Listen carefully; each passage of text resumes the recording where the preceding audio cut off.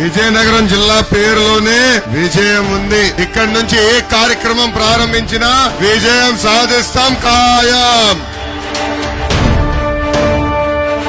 నలుగురు కుర్రోళ్ళని కలిశారు. జగన్ కి మీకు తేడా ఏంటని వాళ్ళని అడిగారు. నేను అంబేద్కర్ గారు రాసిన రాజ్యాంగం నమ్ముకున్న వ్యక్తిని, జగన్ రాజారెడ్డి రాజ్యాంగం నమ్ముకున్న వ్యక్తి. నేను ప్రజల్లో తిరిగిన వ్యక్తిని, జగన్ పరదాలు కట్టుకుని తిరిగే వ్యక్తి. నాది స్టాన్ఫర్డ్ ఎంబీఏ అయితే Jagan 10th class paper leak లో పోలీస్ స్టేషన్ కి వెళ్లిన వ్యక్తి. నాకు క్లాస్మేట్స్ ఉంటే జగన్ కి జైల్ మేట్స్ ఉంటారని ఆ కుర్రోళ్ళకి చెప్పిన.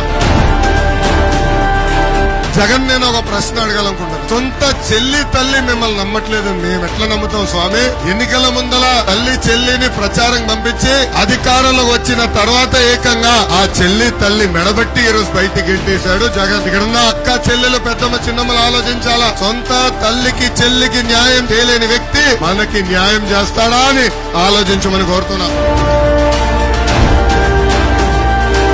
నేను మంత్రిగా ఉన్నప్పుడు ఇక్కడ తెలుగుదేశం పార్టీ ఎమ్మెల్యే లేకపోయినా పెద్ద ఎత్తున నిధులు కేటాయించి సీసీ రోడ్లు కూడా ఆనాడు మేము వేస్తాం జరిగింది. అని కార్యకర్తలకి మేము ఎంత చేసినా అది తక్కువే. ఎందుకంటే గత 5 సంవత్సరాలుగా ఈ ప్రభుత్వం అన్ని రకాలుగా మన ఇబ్బంది పెట్టింది. 2 నెలలు ఓపిక పెట్టండి. మన ప్రభుత్వం వచ్చిన వెంటనే వాళ్ళపైన జ్యుడిషియల్ ఎంక్వైరీ చేస్తాం. సర్వీస్ నుంచి డిస్మిస్ చేపించి జైలుకు కూడా పంపించే బాధ్యత నేను తీసుకుంటా. తెలుగుదేశం జనసేన పార్టీ కలిసి ఈ సైకో జగన్ ఇంకా 2 నెలల్లో తరిమి కొడతామని ఈ సభాముఖంగా మీకు తెలుస్తున్నా.